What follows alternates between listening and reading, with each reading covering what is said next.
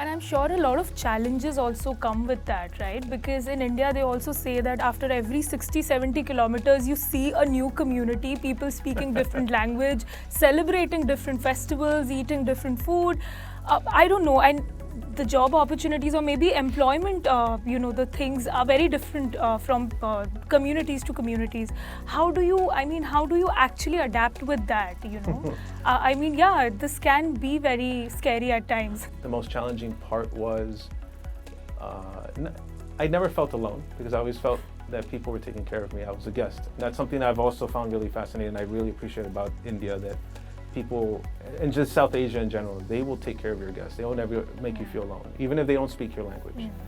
There is currently a grant that we gave to the Bronx Community College. It's a college in the United States. Okay. And they're working with different colleges and universities in India to install these weather stations. And they recently worked with IIT Goa to install these weather stations in Goa on campus. And they're together, the US and the Indian students are monitoring weather patterns, climate change issues, air quality. I like that. It's very technical, right? But it shows how our students can work together to solve some of our greater challenges.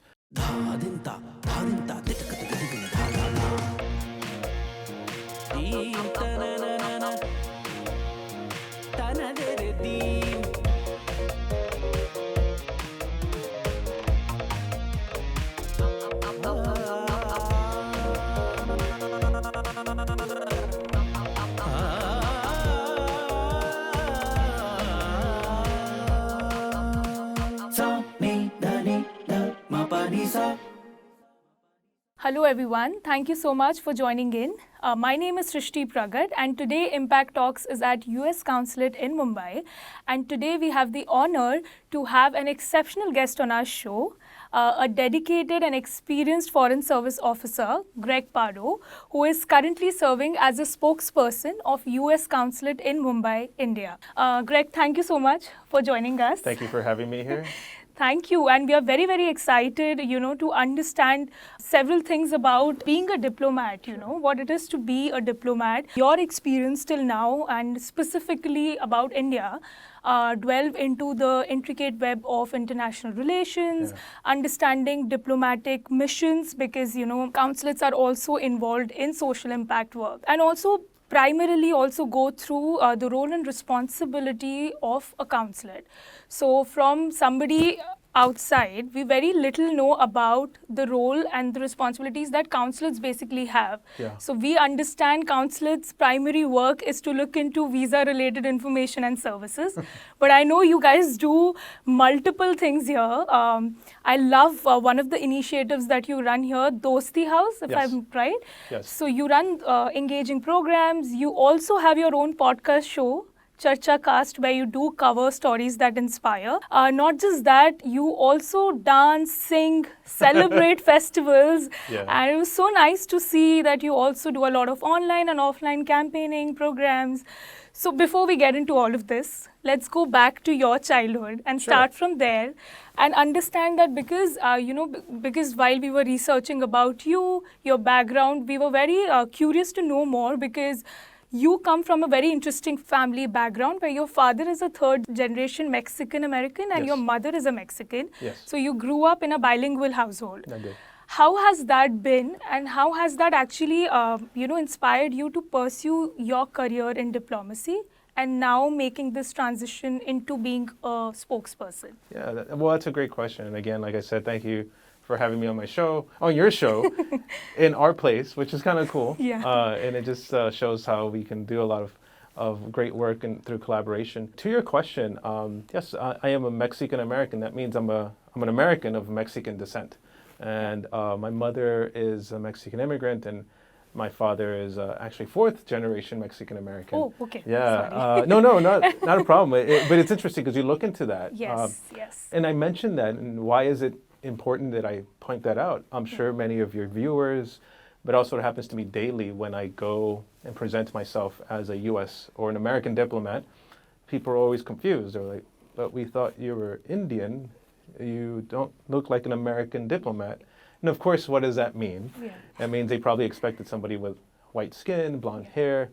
And I think that's typically what they see on the media, in the media, or what they think or imagine an American is. And American can be anybody, an Indian American, it can be a Sri Lankan American, it can be a Chinese American, some Mexican American. And I grew up speaking both English and Spanish. Spanish, the language that is spoken in Mexico. I think the first couple of years in my life, I thought that was normal.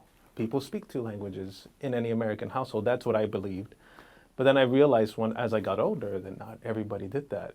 Some people were just raised in a very one cultural kind of background in America that typically is English. So when I found out that I was different, I went through a period where I felt awkward. I was like, is this going to be accepted? So I at times used to hide that I knew how to speak two languages, because I wanted people to know I'm American.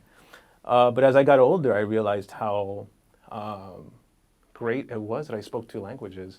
One beautiful thing about being the son of an immigrant was that I was able to travel to Mexico every summer to visit my maternal grandparents, or my nana-nani, as I would say.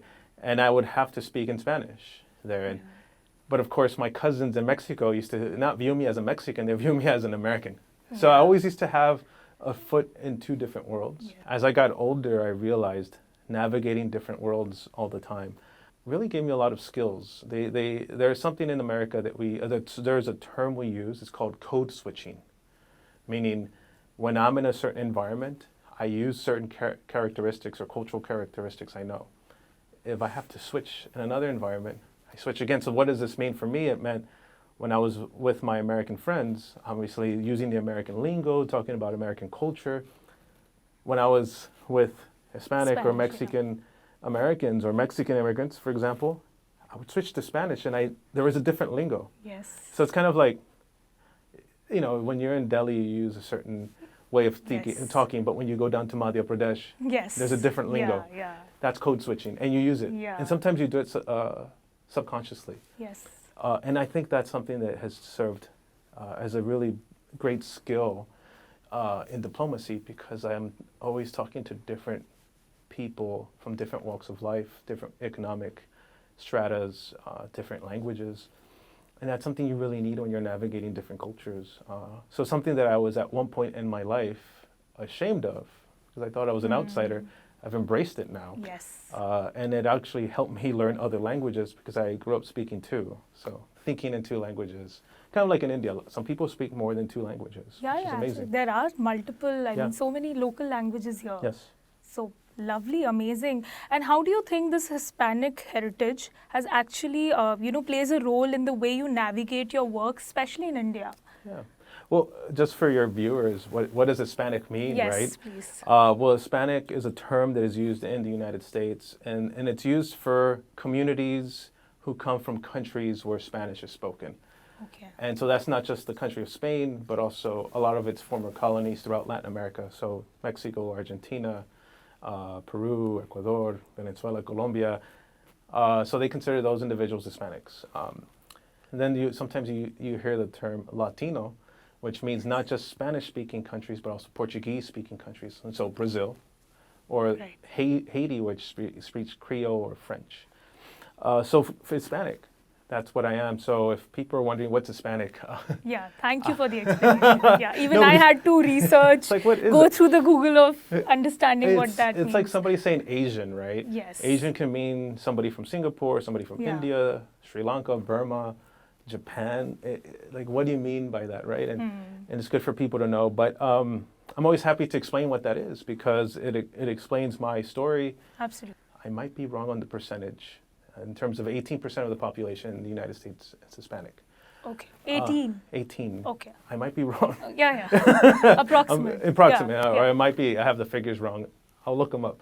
But a lot of people, in terms of Hispanic culture, like I said earlier, I grew up speaking two different languages. I grew up in a household that was in the United States, but had a very Mexican-American culture. So what does that mean? Like, the food is different. And so, the way we communicate is different. There's a big emphasis on family or community. How has that helped me navigate my time in India, for example? So I'll just say, like, for example, in my hometown in San Antonio, Texas, And even when I would go into Mexico, visit my relatives, community plays a big role and family plays a big role. So there's no privacy. Everybody knows. Okay.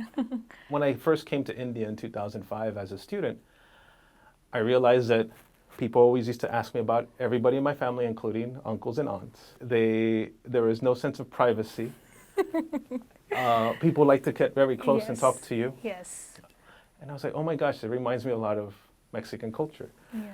And so I think that's what helped me adapt a little quicker to, I think a lot of my friends who came here from the United States to India, when they came to India for the first time, that emphasis on family, like community really being involved in your matters, no sense of privacy. It was just so different for them that they would say, I'm not used to changing. Like, why are people asking me about like my entire life?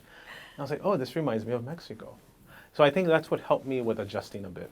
Yeah. Still challenging, but it helped me adjust. The fact that people like to share big meals, food is it's an object that brings people together, especially in India.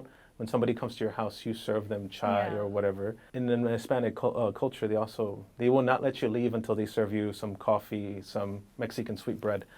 So it's very familiar to when I see that in India. And that helped me navigate. And I think that ability to, say, put an emphasis on relationships first has helped me in diplomacy, especially when we want to negotiate on much bigger objects like policy. You have to establish that relationship first. And I think it's ingrained in me. It's been ingrained in me since I was a child. So when I'm in India, I kind of know to be patient because business is going to work a little slower because whoever your interlocutor is wants to establish that relationship first. And so I think that's helped me a lot in when representing the United States in India. Wow, it's amazing, and it is actually so inspiring because right before the interview I shared with you, whenever I go to a new country, I get very intimidated initially. Like it takes me time to, understand the culture, language, food and everything. So it must have been challenging for you. And being an Indian myself, sometimes there are a lot of cultural things that even I am discovering right now. So India is a culturally diverse country that, you just mentioned. So can you share some of the cultural aspects of India that you find very fascinating or has helped you, build your perspective about the country? The emphasis on it's not just the individual, it's the family, it's the community. Yeah. Solidarity. Yeah. And even if it's not perfect at all times, not to say everybody agrees all the time, there's this emphasis on that. And navigating that, I think, even though sometimes I understand that, it is a challenge when I just want to, say, for example, I just want to solve an issue that involves one person or that I believe it involves one person. I realize that it's going to involve many other people. And I think that's been fascinating for me, just to see how important, in America we're about individuality, like self-determination, which exists here too in India, but it's very individualistic in a sense. And there's its positives in that, on that too. But when you come here, it's beyond the individual. And I feel that's great because you're looking at the health of an entire community. And that's something that I have learned to appreciate. Like today, we had this, in our office, we had this giant holiday party.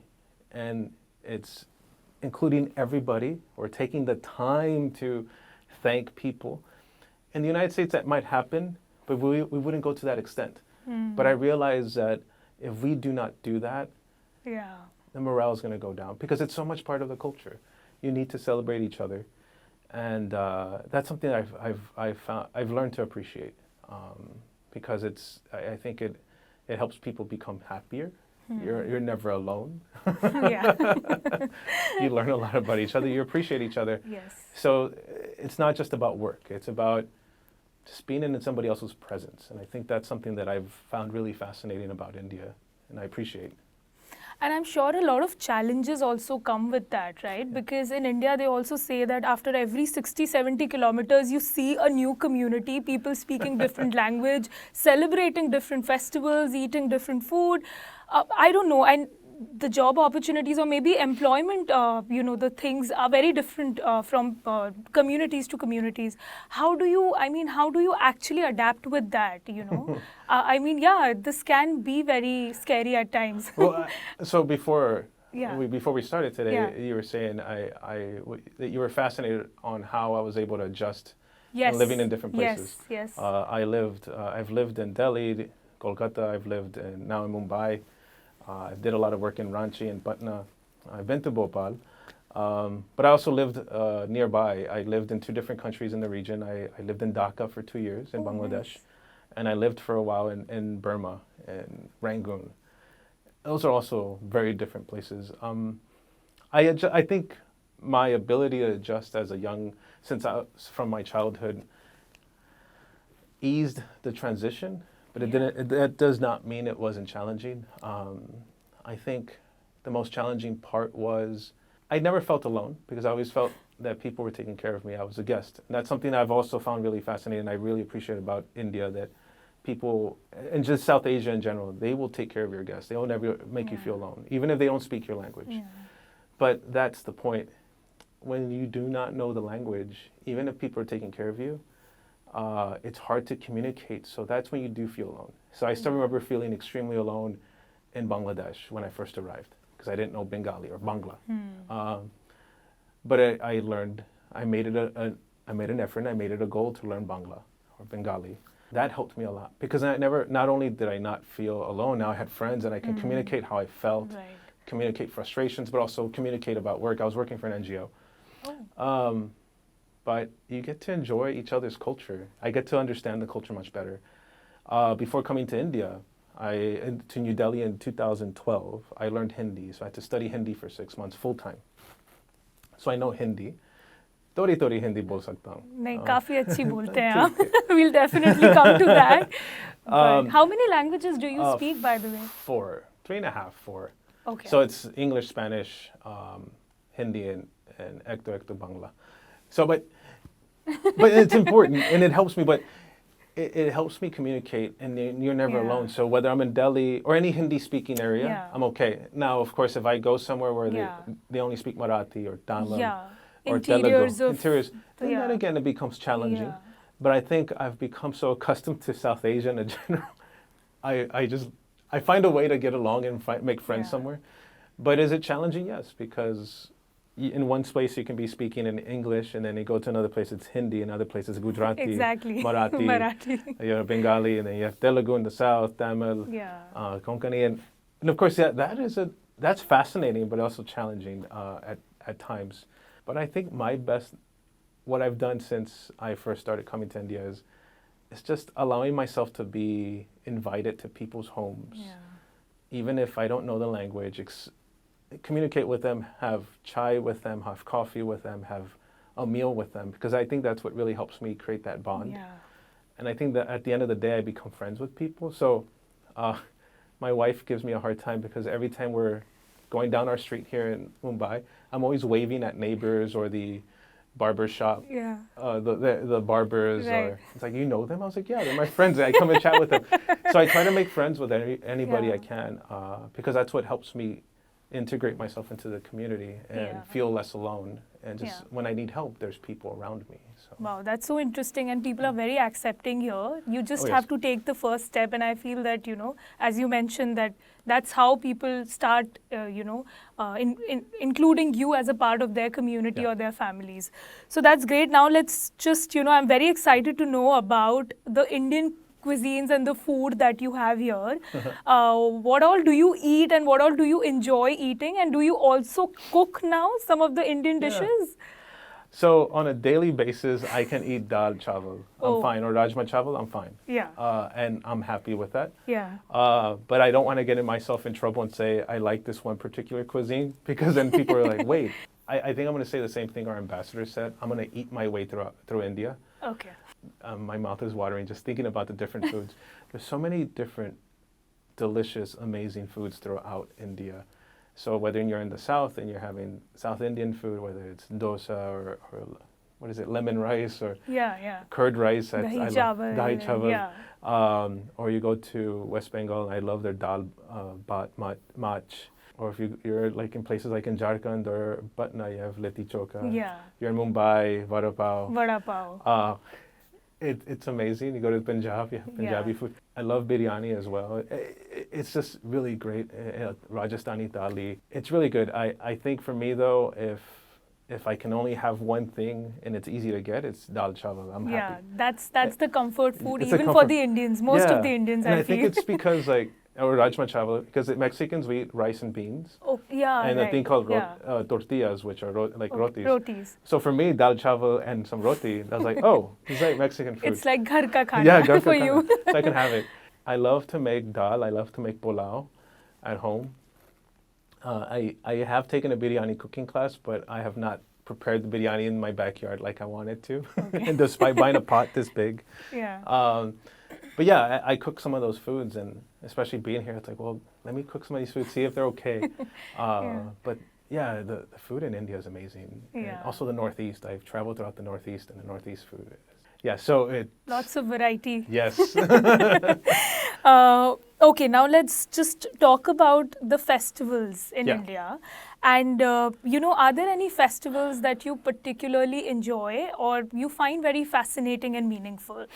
And how many festivals are you aware about? I mean, you must be... I'm still very limited in terms of my experience, and I'm only Okay. saying that because India is so big. Yeah. I lived in Delhi for 2 years, so obviously Diwali in the North India was amazing. Yes. And I'll talk more about that later on, Yeah. I guess when we go further down Yes. in the questions. But Diwali in North India is amazing. And I lived in Kolkata, so Durga Puja. Also in Kolkata, when I was there, Ramadan, going to the Eid markets at night, and I had some really good friends who would take me there after iftar. It was amazing. And of course here with the Ganesh festival, it was my first Ganesh time. Chaturthi. Yeah, Ganesh Chaturthi. It was amazing to see that. I guess in every different place in India, people celebrate things differently. Yeah. So I was raised Catholic, and I've never been in a city where there are so many Catholics in India. And I live in Bandra, and there's a lot of Catholics there. And the way they celebrate Christmas is also very different from the way I celebrated Christmas. And I find that fascinating. So it's been amazing to see how different communities throughout India celebrate. What's the difference exactly? Oh gosh, it's I still like, for example, one thing I liked that they do is they put these nativity scenes. They make them right in front of their homes. Okay. And I haven't seen that. It's almost like a competition. It reminded me of the pandals at Durga Puja. Yeah. That everybody has a pandal with Durga. Pandals, right. Yeah, and then here's like baby Jesus now. Oh. And so we do have nativity scenes in the United States, but not in the way that it is here. And then some of the decorations were also very different. And so for me, I was like, wow, this is really fascinating because there's, as they say in Thailand, same but different. Yeah. And so it helped me appreciate even my own religion that I was raised with in a different way. But yeah, I just, there's so many different festivals here where I still need to explore the Parsi holidays. Holi. Holi. Yeah. Obviously Holi I've done. Yeah. Things, I think it's Lori or? Holi. No, but there's also Lori, yes, Lori. yes. I still need to explore a lot of these Yeah. other festivals. They're fascinating. And the one thing I like a lot is just, they're not, that's what I was going to say. The big difference, say for example, Christmas in Bandra versus Christmas in the United States, is that, again, it's just very community focused. It's the entire neighborhood celebrating together, as opposed to where I grew up, it was just each home celebrating separately. Oh. And here it's again together. And that's how we unite, as a culture. And it's not just Christians, it's Hindus, it's Muslims, yeah, it's Sikhs. absolutely. Very coming similar. to celebrating Yeah, Christmas. so everybody Really. celebrates everything. Exactly. Every possible festival. Yeah. So even Diwali, we have our Muslim friends coming and celebrating it with us. We going to their place on Eid. Yeah. So yeah, it's quite interesting and trying their local, the religious stuff and the food that they make. So all of that is quite interesting, and thank you for sharing that. It was quite informative for us as well. As I said, that there's so much for even us Indians to explore about India. So yeah, that was quite informative. Also, can you share some of the experiences or interactions that you had with people in India that you feel has influenced in some way your perspective? Some interactions that has left some kind of impact on your mind or in your life in general? I think the fact that in the United States, we obviously, it's a majority Christian country, but there are Hindus, there are Sikhs, there's Muslims, Buddhists, there's Jews. I mean, everybody's there. Yeah. But because our country, in terms of the landmass, is so wide, so vast, you can go miles and miles and not see a religious institution that's not Christian. You see churches everywhere. Yeah. Here, it's different. I can be in front of a gurudwara and then cross the street and there's a mandir. Yes. And then go across the street and there's a masjid. And then go across the street and you go to church. And everybody's close together. Yes. Does it mean everything's perfect all the time? No. But people, because of proximity, they're always talking to each other. And I love the fact that there's an understanding for each other. Is our understanding always fully there? Probably not. There's always disagreements, like in every place. But there's this appreciation, like we're saying, that they're celebrating each other's culture. And I really feel that here in India, there's an opportunity to better understand the neighbor who's of a different faith, as opposed to other places around the world where you live so far apart from each other that you'll never see an institution, a religious institution or a house that's different than yours. And here that stayed with me a lot. And the fact that I can go to my barber shop that's owned by a Goan Christian and it is staffed by a mixture of Hindu and Muslim barbers, and they all talk to each other and celebrate each other's festivals. For me, that's really left a huge impact on me, especially in a time where there's always misunderstandings between people of different religious faiths, also biases against people of other religious faiths. And here are people, again, talking to each other. Now, again, is it perfect all the time? No. But I think that's something that has really stayed with me. And so every time I leave India and I go back to the United States, I miss that diversity around me.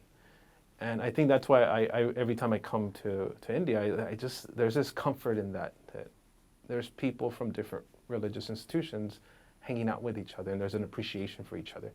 That has really stayed with me, and just appreciating the other, appreciating that somebody's coming from a different perspective. I think that has really that's been really, I'm really grateful that I've had that experience so far in India, because that's something I have taken with me every time I've left.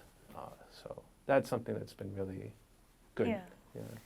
Thank you for sharing that. Now let's just, come to, because US Consulate is involved in a lot of social impact work, and because you have also had experiences of working with different organizations, and at the Consulate also here you're working with national, local governments, organizations.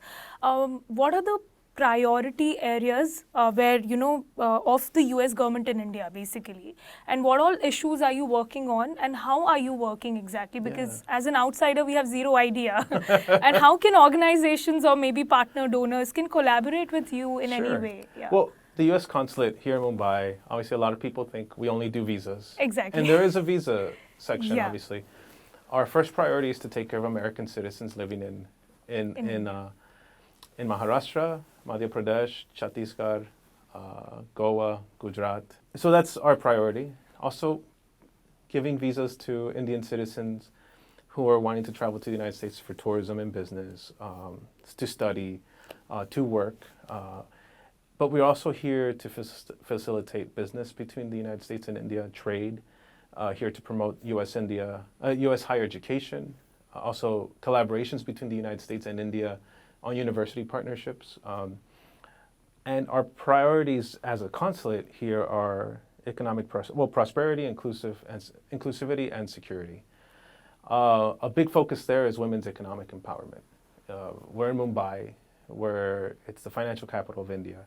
And there's so much going on here. And then you have Gujarat, there's so much going on there. Madhya Pradesh is becoming the central hub of India. And so obviously there's a lot of trade going on, a lot of economic opportunities. And one of our main focuses is to ensure that we're working together with India, different Indian partners, whether it's the local government, NGOs, entrepreneurs, businesses, to kind of level the playing field so women have more opportunities to not just join the workforce, but to be retained in the workforce through mentorship, through leadership training, et cetera. And so we do a lot of that. What does that mean for me as a spokesperson? That means working with our team that developed some amazing digital media and storytelling in terms of what women leaders here, entrepreneurs, corporate leaders, what are they doing to create opportunities for other women, but also what can other people do, including men, to help be good mentors, to be allies for women, and also identify what are the challenges.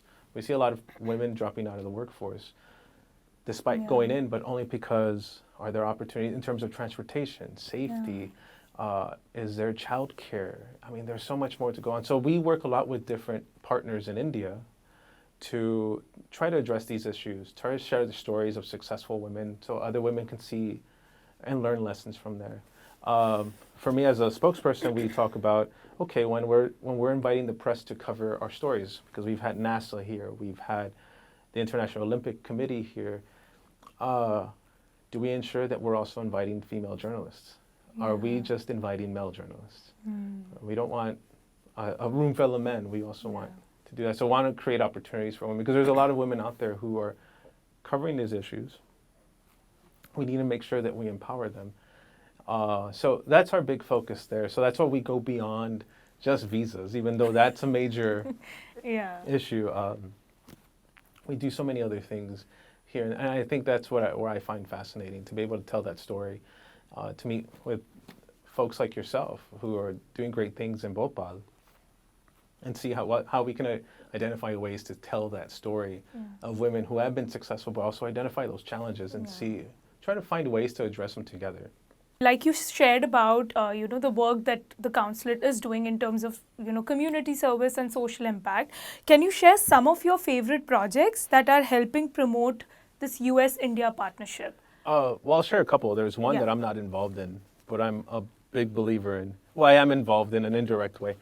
There is currently a grant that we gave to the Bronx Community College. It's a college in the United States. Okay. And they're working with different colleges and universities in India to install these weather stations. And they recently worked with IIT Goa to install these weather stations in Goa on campus. And together the US and the Indian students are monitoring weather patterns, climate change issues, air quality. I like that. It's very technical, right? But it shows how our students can work together to solve some of our greater challenges. That's something that I really like seeing. We're doing it. We're telling the story. At least our team is telling the story through digital media. So we were able to shoot the video and have that on social media just to show people this is what our two countries can do. We also brought the press over and they covered it, and they were excited to see that, because usually the discussion is always having Indian students going to America and studying there, and this time it's American students coming to India, working with Indian students together to install these stations. Another thing that we're working on too is like a disinformation campaign with young students to address the issues right now that we're having to deal with online. So there's so much disinformation, whether it's in politics or in the health industry, in like the Bollywood industry. You can ruin people's careers by creating disinformation. So fact checking, and I think that's really great. But the other thing that I really like is what I mentioned earlier, is telling the stories of successful women corporate leaders and sharing their stories with others to see how they were able to succeed and climb the ladder. Because that's an opportunity to tell somebody who's barely entering the workforce, to let them know that they're not alone in facing some of these challenges. Other people have also faced this challenge, but they're there to share some of this knowledge with you. So that's something that I really love doing, because we get to work with people from different walks of life, and not just from people from Mumbai. We're working with people from Bhopal. We're working with people from Goa.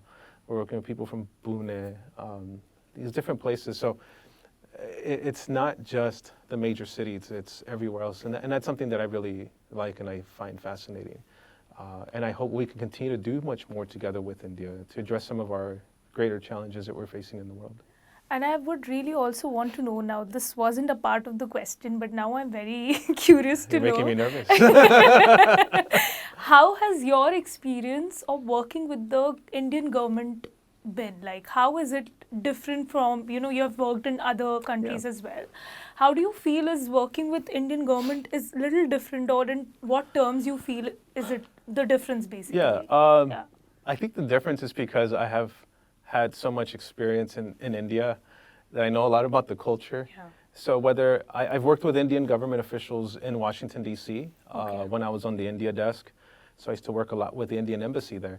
And my counterparts, obviously, when they found out that I speak some Hindi, some Bengali, but also that I've lived here, I think for them, they found it easier to work with me because they knew that I understood where they're coming from. I knew that when they say, hey, let's go have a meeting, that meant they wanted to go have a 2-hour lunch to discuss business. And so that was really helpful. Here, it's the same thing. I've worked a lot with counterparts in Delhi when the president came a few months ago for G20. So working with some government officials there to get permission to have American news outlets on top of the rooftop. That was great because I was able to use some of my Hindi. And then here locally, when I say locally, like in places like Mumbai or Bhopal, where we're negotiating meetings between our consul general and the chief minister, things like that. Again, it's this whole process of, it's not just the transaction that you want to work on. It's like, well, who are you? Where are you coming from? Where's your family from? Understanding that, and also them appreciating the fact that I've lived in India before. They say, okay, he knows how we do business here. And so I think that's helped me out a lot in our relationship. Now, do we always get what we want on both sides? No. Do we have disagreements? Yes. But I think it's been great to work with some of my counterparts in the Indian government because we both see how important it is to work on our relationship because there's so much going on between our two countries. And that we are excited about. Now, we approach it differently because we have different priorities. But that's been fascinating. And a lot of them have become good friends that I've remained in touch with. Even now, when they're no longer working on the U.S.-India relationship, where they're working in other countries now, we still stay in touch. I've become good friends with IPS officers, for example.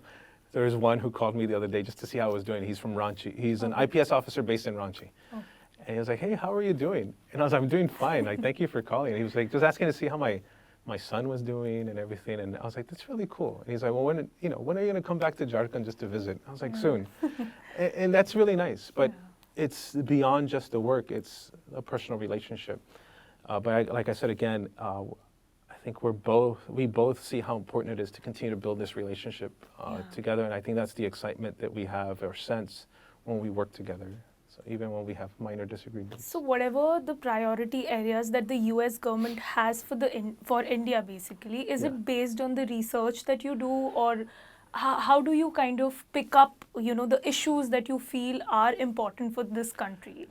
Well, right now, I mean, major issues is one, strengthening the military relationship. We're doing a lot more between our two militaries are doing a lot more together in terms of exercises. We're working a lot to try to do cooperation and co-development of different military systems. Trade is at $191 billion. That's a big increase compared to 10 years ago when you look at that.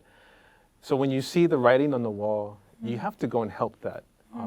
There's also there's almost over 200,000 students or over 2 lakh students from India studying in the United States. It's all there. So those are our priority areas that we want to focus on.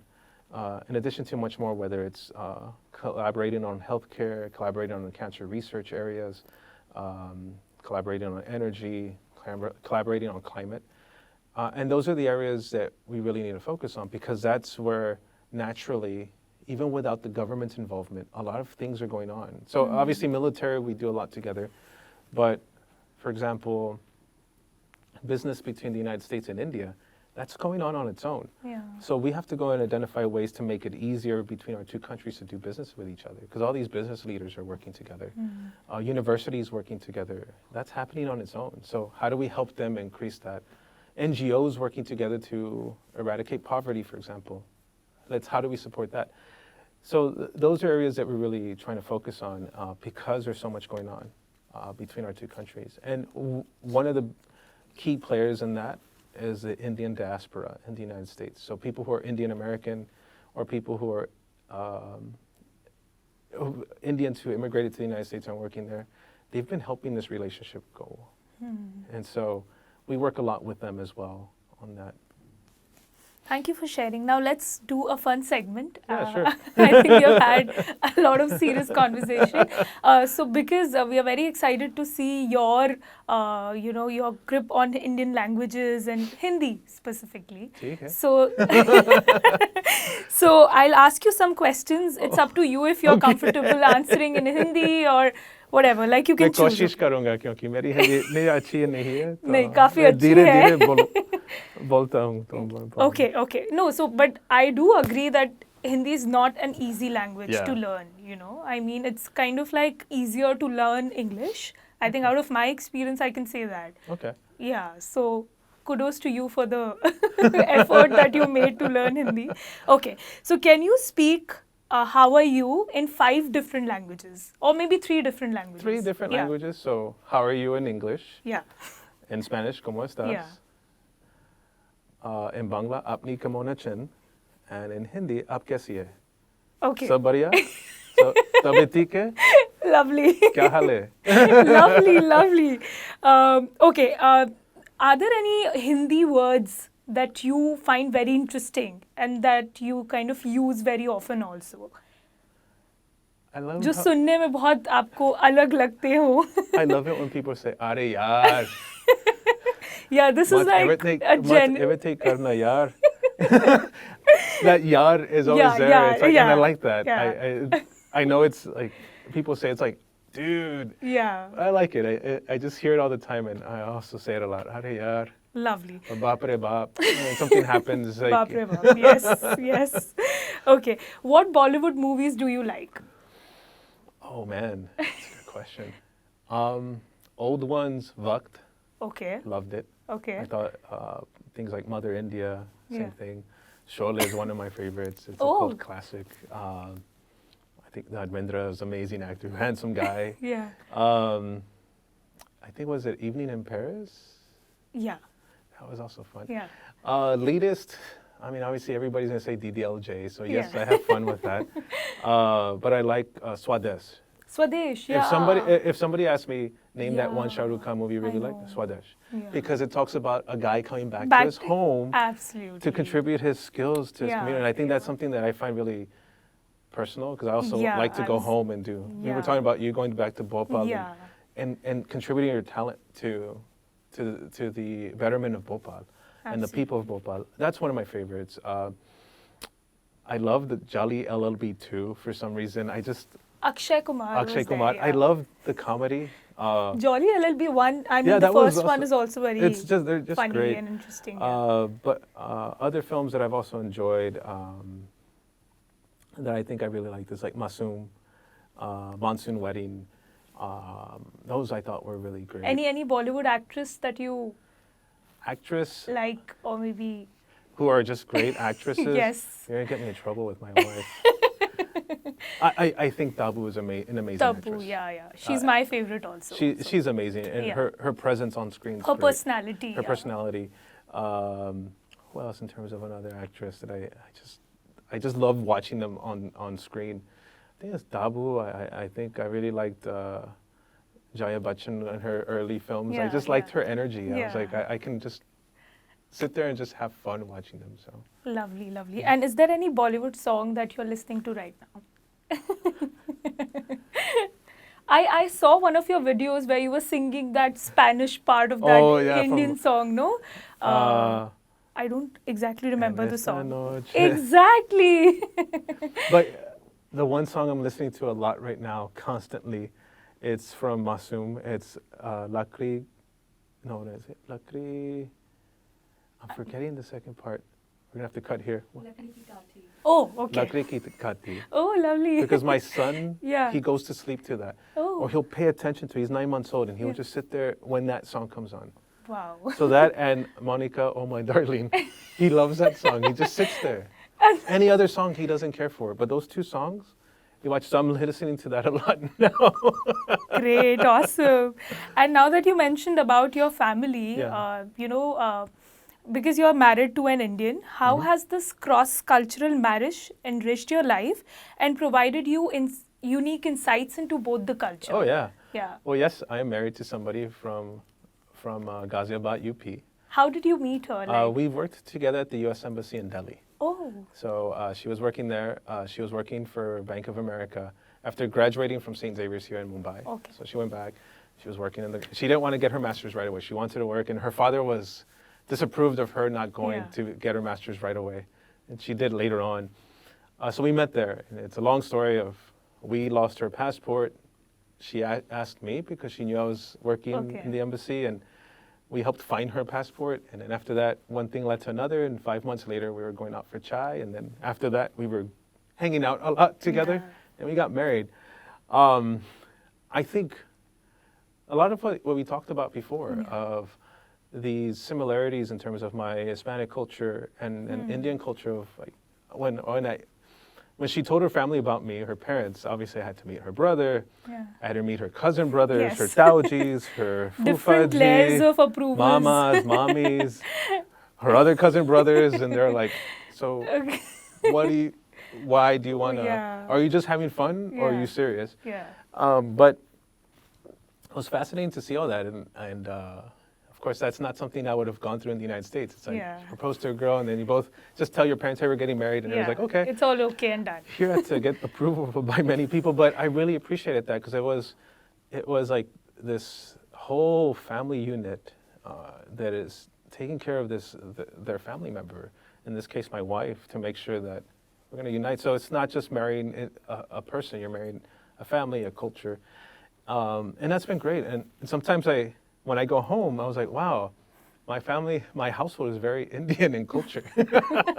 My son is listening to Bollywood films. And if you would have told me this 20 years ago, well, I was like, Yeah. probably not. I mean, I would have never imagined. Yeah. So it's been fascinating just to see how our two different cultures have combined. Because it's intermixed. It's Indian culture, then my Mexican, Hispanic culture, and then you have American culture there. Yeah. So it's all mixed together. Yeah. And I think that's fascinating. So even my mom has still tried to understand more and more Indian culture. And I think she was watching a Mexican soap opera, but that was based in India.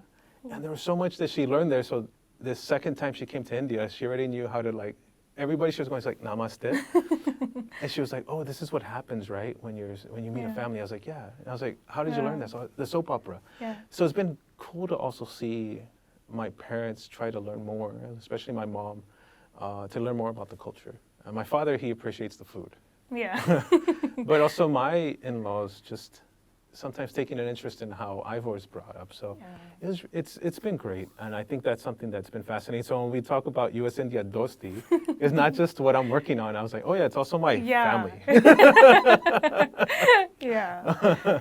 Thank you so much, thank Greg, you. for doing this. This was an incredible conversation, and I really want to thank you for taking time out, and obviously the entire team for doing this, setting this with us. I should be thanking you and your team for coming out here to Mumbai. and Thank doing you this. for inviting us. Because I feel like you all are doing us the favor because it helps us Yeah. tell our story.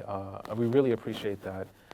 But it's also just great to see someone like yourself going back home to Bhopal, contributing this talent to tell different stories, because I'm sure you're inspiring many different people Yeah. with the stories you're telling in whatever work they're working in, right? So that's really great. So also kudos to you and your team, but Thank you. I should be thanking you as well. Thank you so much. I hope we see each other again next time I'm in Exactly. Bhopal. Yeah. I hope this is just the beginning of our collaboration, Yeah. and we do get to work and Yeah. meet more often. And you can also show me where I should go and eat. I've had the kebabs in Bhopal, so Oh. now I need to taste other Now, things. this time when you come to Bhopal, please reach out to us. Yeah, will We'd do. love to take you around. Yeah, it's been- Yeah. I love the climate there. Yeah, And it's yeah. very clean. It's a smart Yeah, city. yeah. It's very nice. A lot of lakes and nature and all of that. Thank you so much, Thank Greg. you. One last this thing that we want to do with you. Any last words? How was this experience today for you? In Hindi, if possible. And any Let me last think. words for the audiences who are watching us today? Yeah. So आप सभी को बहुत बहुत धन्यवाद आने के लिए, क्योंकि हम बहुत खुश हैं कि आप लोगों ने हमको ये मौका दिया, ये हमारा, क्योंकि हमने हमारा कहानी, हमारा काम के बारे में बता सकते थे। यह बहुत ज़रूरी है, क्योंकि सब लोग सोचते हैं कि हम सिर्फ वीज़ा का काम करते हैं, लेकिन हम बहुत और काम करते हैं ये वुमेन्स इकोनॉमिक एम्पावरमेंट, व्यापार क्या और एजुकेशन पर। सो आप लोगों को बहुत बहुत धन्यवाद और मुझे उम्मीद है कि हम फिर से मिलेंगे और भोपाल में फिर से मिलेंगे। सो बहुत बहुत धन्यवाद आपका भी, and this made my day, thank you so much. Thank you. Thank you.